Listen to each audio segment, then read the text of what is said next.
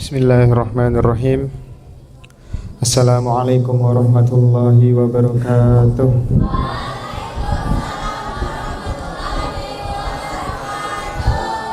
Bismillahirrahmanirrahim. Alhamdulillahirabbil alamin. Allahumma shalli wa sallim. Al-Fatih lima ughliqa wal khatam lima sabaq, nasiril haqqi bil haqq, al-hadi ila siratikal mustaqim, wa ala alihi wa sahbihi wa sallim ajma'in. Amma ba'd. Alhamdulillah, segala puji bagi Allah Subhanahu wa ta'ala yang telah memberikan kepada kita nikmat yang luar biasa, nikmat yang tiada duanya, yaitu nikmat iman, nikmat Islam, dan nikmat sehat.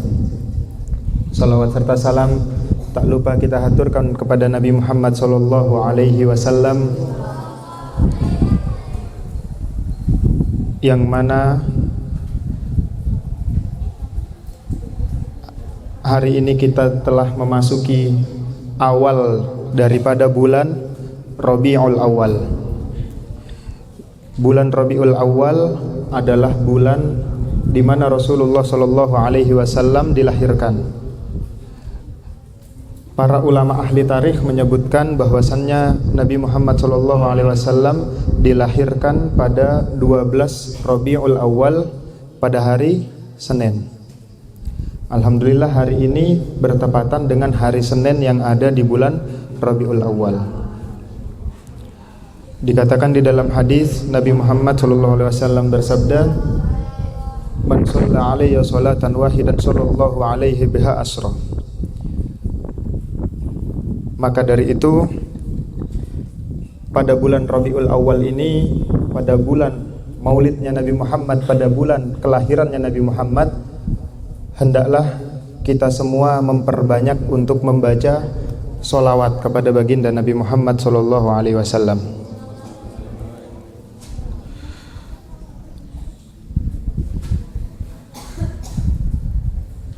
Di dalam Al-Quran disebutkan kepada putranya Siti Maryam, namanya Isa alaihi salam, "Salamun alayya yawma wulidtu wa yawma amutu wa yawma ub'atsu hayya." Disebutkan di dalam Al-Quran tentang ucapan dari Allah Subhanahu wa ta'ala kepada Nabi Isa. Apa kata Allah Subhanahu wa ta'ala? "Salamun alayya yawma wulidtu." Allah Subhanahu wa ta'ala memberikan salamnya, memberikan ucapan selamat. Kalau bahasa Inggrisnya happy birthday. Ya, itu gitu ya. Happy birthday. Nah, jadi di dalam Al-Quran itu ada ucapan selamat kepada hari kelahirannya Nabi Isa.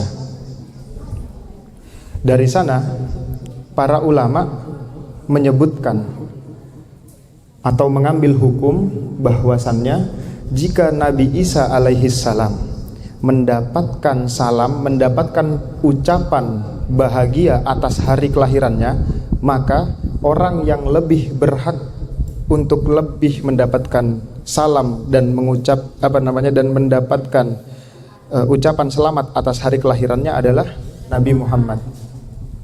Maka dari itu kita merayakan hari kelahiran Nabi Muhammad sallallahu alaihi wasallam itu mulai dari hari awal masuknya bulan Rabiul Awal. Jadi dari awal masuk hari Rabiul Awal kita melaksanakan hal-hal yang menggembirakan Nabi Muhammad. Jikalau kita adalah orang yang tidak baik sebelum masuknya bulan Rabiul Awal, maka usahakanlah semaksimal mungkin untuk kita menjadi baik setidaknya dalam satu bulan ini. Tashrifan liwiladati Sayyidina Rasul sallallahu alaihi wasallam, sebagai bentuk penghormatan, ta'ziman wa tashrifan, sebagai bentuk pengagungan dan sebagai bentuk penghormatan. Dikatakan di dalam hadis, wattaqillaha haitsuma kunta wa atbi as-sayyi'atal hasanata tamhuha wa khaliqin nas bi khuluqin hasan. Kata Nabi Muhammad, kalian pasti memiliki sebuah kesalahan. Kalian pasti memiliki sebuah dosa. Yang mana kesalahan-kesalahan kita itu harus dihapus, harus dihilangkan dengan perbuatan-perbuatan baik yang kita lakukan. Sebelum bulan Rabiul Awal kita melakukan banyak sekali kesalahan-kesalahan, baik yang kita sengaja ataupun yang kita tidak sengaja. Maka ketika memasuki bulan Rabiul Awal, untuk menghapus dosa-dosa kita pada bulan-bulan yang lalu, maka kita melakukan hal-hal yang baik. Makanya kita diajarkan untuk memperbanyak membaca sholawat. Adapun sigoh sholawat atau redaksi sholawat yang bisa dibaca di dalam bulan Rabiul Awal itu ada banyak sekali. Ada banyak sekali. Di antaranya yang kami dapatkan ijazah langsung dari guru kami Al-Habib Jindan bin Novel, itu bunyinya Allahumma sholli wa sallim wa barik wa karrim wa syarrif wa azim ala sayyidina maulana Muhammadin salatan takunu likulli usri yusra likulli hammin faraja likulli da'in dawa likulli sukmin syifa wa ala alihi wa sahbihi ajma'in. Itu adalah sigoh sholawat yang kami mendapatkan ijazah langsung dari guru kami Al-Habib Jindan bin Novel bin Salim bin Ahmad bin Jindan. Itu adalah sigoh sholawat yang biasa kami amalkan, dan itu diajarkan oleh guru kami. Dan beliau mendapatkan sigoh sholawat tadi dari kakeknya Al-Habib Salim bin Ahmad bin Jindan. Kakeknya mendapatkan sigoh sholawat itu dari Ar-Ru'ya As-Sholihah. Kemarin pertama di hadis Sahih Bukhari dijelaskan bahwasannya seorang nabi, seorang rasul, seorang walinya Allah yang lahir di muka bumi ini pasti mereka memiliki ar-ru'ya sholihah, mimpi yang menjadi petunjuk untuk melakukan kebaikan di dalam dunia, untuk menjalani hidup. Di antaranya Al-Habib Salim bin Ahmad bin Jindan, beliau suatu hari bermimpi bertemu dengan Sayyidina Ali bin Abi Thalib. Sayyidina Ali bin Abi Thalib ketika itu sedang membaca sebuah sholawat di hadapan Nabi Muhammad. Di hadapan Nabi Muhammad. Kemudian Habib Salim mendekati Rasulullah dan Sayyidina Ali. Ketika itu beliau bertanya, "Wahai Sayyidina Ali, apakah sigot sholawat yang kau baca bolehkah saya amalkan, bolehkah saya bacakan?" Kemudian Sayyidina Ali menyebutkan sholawat yang tadi, Allahumma sholli wa sallim wa barik wa karrim wa syarrif wa azim ala sayyidina maulana Muhammad sholatan takunu likulli usri yusra likulli hammin faraja likulli da'in dawa likulli summin syifa wa ala alihi wa sahbihi ajma'in. Itu disebutkan oleh Sayyidina Ali, kemudian diijazahkan langsung kepada Al-Habib Salim dan direstuin oleh Nabi Muhammad. Jadi sigoh sholawat ini berasal dari mimpinya Al-Habib Salim. Dikatakan di dalam hadis, man ra'ani fil manam faqad ra'ani fa inna syaitana la yatamatsalu bi. Orang yang bermimpi Nabi Muhammad, maka dia benar-benar telah melihat langsung sosok Nabi Muhammad. Dan setan tidak akan pernah mampu untuk menyerupai atau meniru sosoknya Nabi Muhammad. Maka kebenarannya tidak bisa diragukan lagi. Maka bagi siapa saja yang ingin membaca sholawat, mungkin bisa salah satunya sigot sholawat ini, atau boleh sigot sholawat-sholawat yang lainnya, seperti sholawat tibbil qulub, Allahumma sholli ala sayyidina Muhammadin tibbil qulubi wa dawaiha, atau sholawat busyra, Allahumma sholli wa sallim ala sayyidina Muhammadin sahibil busyra. Habis itu apa? Allahumma sholli wa sallim ala sayyidina Muhammadin sahibil busyara salatan tubashiruna biha walana wa auladana wa jami'a masyayikhina terus limina wa talabatana wa talibatina min yaumina haza ila.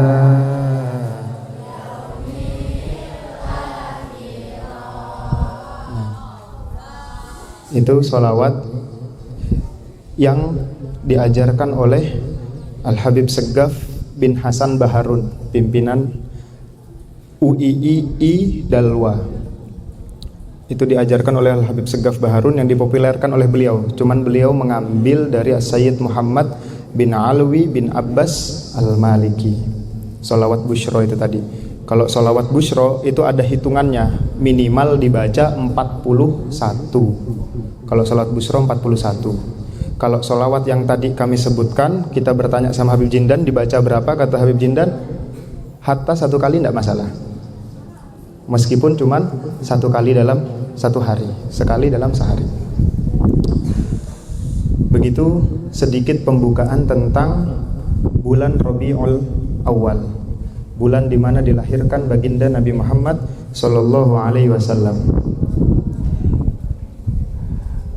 Kemudian kita akan kembali melanjutkan pembahasan tentang Kitabul Iman, kitab yang membahas tentang iman. Kalau sebelumnya sudah diterangkan wa huwa qaulun wa fi'lun wa yazidu wa yankus. Ada 4 itu iman. Qaulun perkataan, fi'lun perbuatan, yazid bertambah, yankus berkurang. Cuman kalau kita melihat dari asal katanya, al-imanu itu berasal dari kata amana yu'minu imanan. Kalau sorof itu kan gitu, amana yu'minu imanan. Nah, secara bahasa al-imanu bimakna al-yakin. Iman itu artinya keyakinan. Iman itu artinya kepercayaan atau at-tasdiqu bil qalbi, atau kepercayaan yang berasal dari hati. Namun jika kita lihat, Al-Imam Bukhari tidak menyebutkan sama sekali bahwasannya iman itu al-yakin. Iman itu sebuah keyakinan. Enggak disebutkan di atas itu kan. Karena di atas itu cuma disebutkan qaulun wa fi'lun wa yazid wa yankus. Bagi orang yang tidak memahamin cara ulama menjelaskan, maka dia akan menyalahkan. Karena apa? Karena ketika dia lihat, kok aneh sekali seorang Imam Bukhari kok nggak ngerti iman itu kan artinya kepercayaan, tapi kok dia cuma bilang perkataan dan perbuatan, bertambah dan berkurang. Mana kepercayaannya? Mana iman yang maknanya kepercayaan? Di situ tidak dituliskan oleh Imam Bukhari. Namun para ulama itu terbiasa ketika menjelaskan sesuatu itu pakai namanya rumus atau kode etik. Jadi segala sesuatu yang diajarkan oleh para ulama tidak mesti diajarkan secara sorohatan, tidak mesti diajarkan secara kelihatan, tapi ada makna tersembunyi di baliknya yang menjelaskan tentang hal tersebut. Dan kita tidak akan bisa tahu hal tersebut kecuali kita dijelaskan oleh orang yang pernah ngaji kitab Sahih Bukhari. Kira-kira ada di mana makna iman itu di situ? Makna iman yang artinya kepercayaan itu ada di mulai perkataannya Sayyidina Umar bin Abdul Aziz. Makanya di situ ada tulisan wa kataba Umar bin Abdul Aziz ila Adi bin Adi. Umar bin Abdul Aziz memberikan surat, menulis sebuah surat. Kalau zaman dulu itu kan pakai surat. Kalau komunikasi pakai surat. Kalau zaman sekarang bisa pakai WhatsApp, bisa pakai WhatsApp, bisa DM, bisa segala macam. Kalau zaman dulu itu harus pakai surat. Makanya kalau di dalam ilmu hadis itu ada istilah al-mukatabah.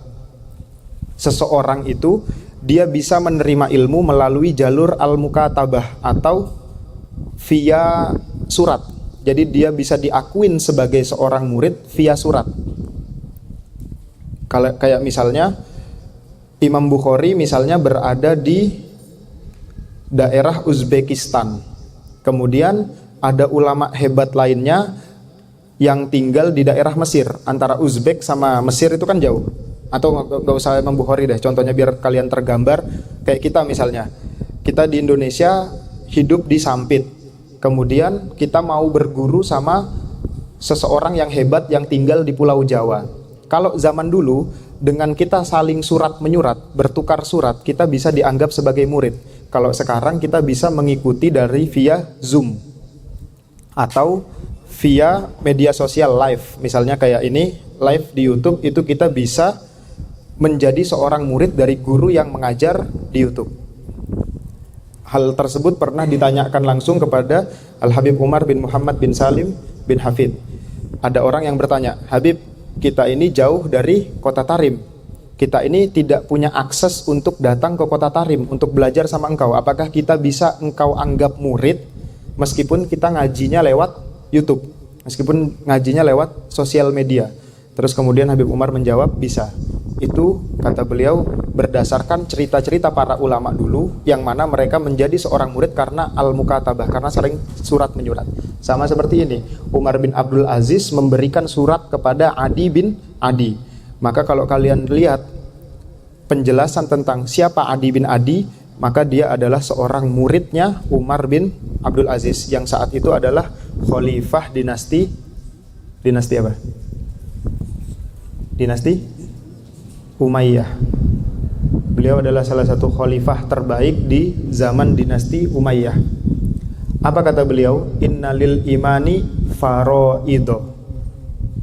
Sebuah keimanan itu memiliki berbagai cabang. Cabang yang pertama itu adalah faraid. Apa itu faraid? Faraid itu adalah al-a'malu al-mafrudoh. Faraid itu artinya perbuatan-perbuatan yang wajib. Sebagai seorang muslim, kita memiliki hal-hal yang wajib untuk kita kerjakan. Hal-hal yang wajib untuk kita kerjakan. Apa aja itu? Nanti ada di penjelasan selanjutnya. Iqamus shalah wa ita'uz zakah wa shaumu ramadan wal hajj. Itu hal yang wajib kita kerjakan. Makanya iman itu memiliki banyak cabang. Di dalam hadis disebutkan al-imanu bid'un wasittuna syu'batan. Iman itu punya sekitar 60 cabang.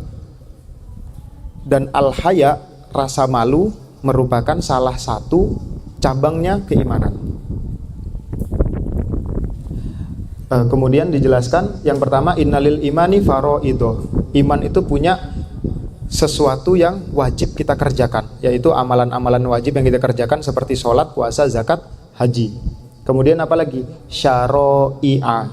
Nah, kalimat syara'i'a itu di dalam kitab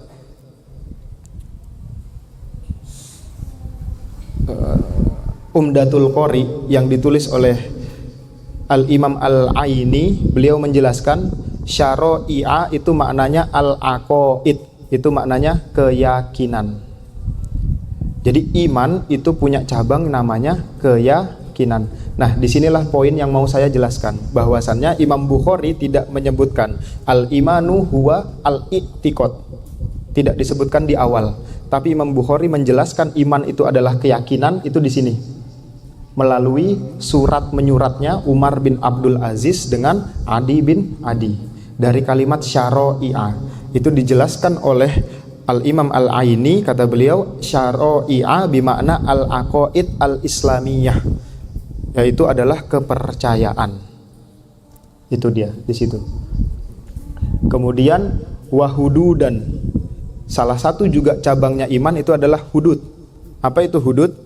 Hudud itu adalah larangan-larangan. Sebagai seorang yang beragama Islam, kita memiliki banyak larangan dan kita juga memiliki banyak perintah.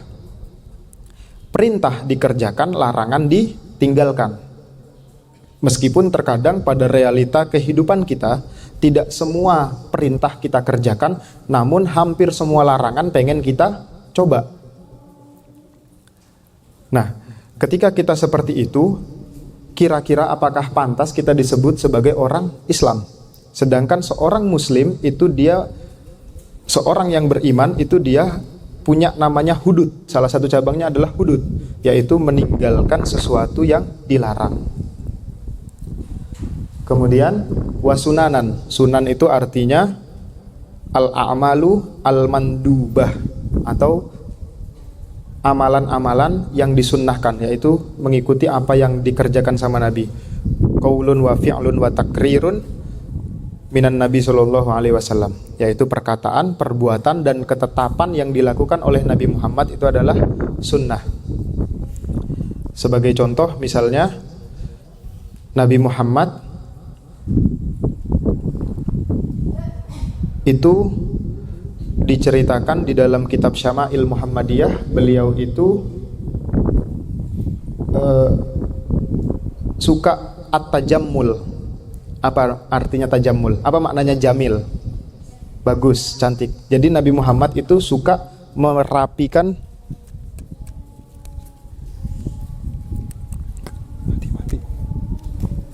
Jadi Nabi Muhammad itu suka merapikan dirinya.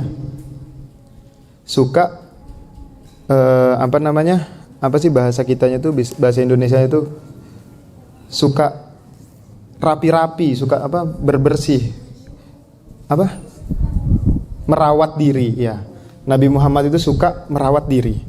Bahkan di dalam riwayat, di dalam kitab Syama'il Muhammadiyah itu dijelaskan kalau Nabi Muhammad itu mau keluar dari rumah, itu rambutnya selalu disisirkan. Siapa yang nyisirkan rambutnya Nabi? Sayyidah Aisyah ya. Jadi Nabi Muhammad itu kalau mau keluar rambutnya disisirkan sama Sayyidah Aisyah. Nah, maka dari itu kita diajarkan untuk selalu merawat diri. Orang Islam itu jangan sampai dia tidak merawat dirinya. Tapi kalau yang laki-laki itu tidak boleh berlebihan. Itu dijelaskan oleh Syekh Muhammad Awwamah. Syekh Muhammad Awwamah itu mengomentari hadis tentang at-tajammul. Itu kata Syekh Muhammad Awwamah, seorang laki-laki itu tidak boleh merawat dirinya berlebihan sebagaimana seorang perempuan merawat dirinya. Kalau perempuan itu misalnya dia pakai skincare-nya ada 10 cabang, nah laki-laki itu nggak boleh sama kayak perempuan yang 10 juga. Misalnya dia kalau perempuan itu pagi pakai sunscreen, malam pakai moisturizer, pakai toner, pakai ini, pakai itu, pakai ini, pakai itu. Kan banyak. Pakai masker sebelum tidur, pakai apa segala macam. Nah, kalau laki-laki dia tidak boleh seperti itu. Kata Syekh Muhammad Awwamah, kalau dia melakukan hal seperti itu, nanti dia akan apa istilahnya sekarang? Bencong. Dia akan bahasa-bahasa kalau di Instagram boti ya. Nanti dia akan boti. Ketika dia suka tajammul, ketika dia suka dandan, kalau seorang laki-laki ya, ketika dia suka berlebihan dandan, nanti dia akan boti.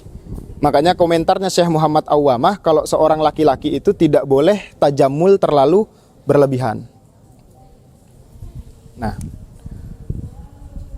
kemudian kata Umar bin Abdul Aziz ketika menyurati Adi bin Adi, famanistakmalaha, ketika seseorang itu ingin menyempurnakan imannya, maka lakukan hal-hal ini tadi, faraid, syara'i, hudud, sunan. Dia harus menjalankan perintah, meninggalkan larangan, mengerjakan sunnah, dan meyakini bahwasannya Allah itu ada, Nabi Muhammad itu adalah utusan Allah, beriman kepada kitab dan lain-lain rukun iman itu. Famanistakmalaha istakmalal imana, maka dia telah menyempurnakan imannya. Kemarin sudah saya sebutkan di dalam kitab Zubat dijelaskan bahwasannya iman itu bisa bertambah dan bisa berkurang dengan amal. Wabil a'mali yakunu za naqsin wa za kamali. Keimanan itu bisa bertambah dan bisa berkurang dan bisa sempurna. Dan cara menyempurnakannya kata Umar bin Abdul Aziz yaitu melalui 4 ini: menjalankan kewajiban, meninggalkan larangan, mengerjakan sunnah, dan mempercayai rukun iman, mengimani rukun iman. Kemudian Kata beliau, waman lam yastakmilha lam yastakmil iman. Dan orang yang tidak ingin menyempurnakan imannya, maka imannya tidak akan pernah sempurna. Itu adalah al-khiyar, itu adalah pilihan untuk manusia. Jadi seorang manusia itu diberikan pilihan. Kita ini diberikan pilihan, apakah kita mau menyempurnakan keimanan kita dengan mengikuti ini, ataukah kita tidak mau menyempurnakan iman. Itu pilihan menyempurnakan iman atau tidak, itu ada di tangan kita masing-masing. Dan kita sudah tahu dan kita sudah diajarkan dengan apa kita menyempurnakan iman dan dengan apa kita mengurangi iman.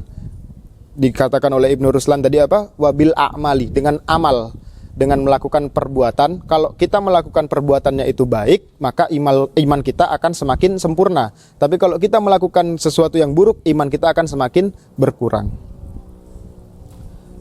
Kemudian di sini dijelaskan kembali, fa in a'is fasaubayyinuha lakum. Kata Sayyidina Umar bin Abdul Aziz, andaikan saya masih hidup, maka saya akan menjelaskan setiap cabang-cabang keimanan. Kan Nabi pernah bersabda kalau iman itu ada 60 cabang.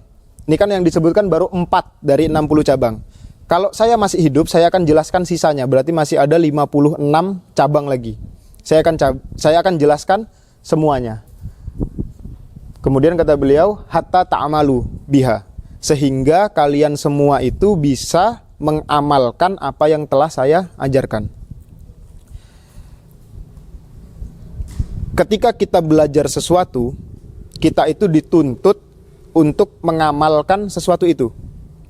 Karena apa? Ilmu atau pengetahuan yang kita dapatkan, yang kita peroleh, itu akan selalu berbisik kepada kita, akan selalu menarik kita untuk melakukan ilmu tersebut. Disebutkan al-ilmu yahtifu bil amal, in ajabahu wa illar tahal. Ilmu itu selalu berbisik, selalu ngasih notif kepada kita untuk melakukan ini, menjauhi ini, melakukan ini, menjauhi ini, melakukan ini, menjauhi ini.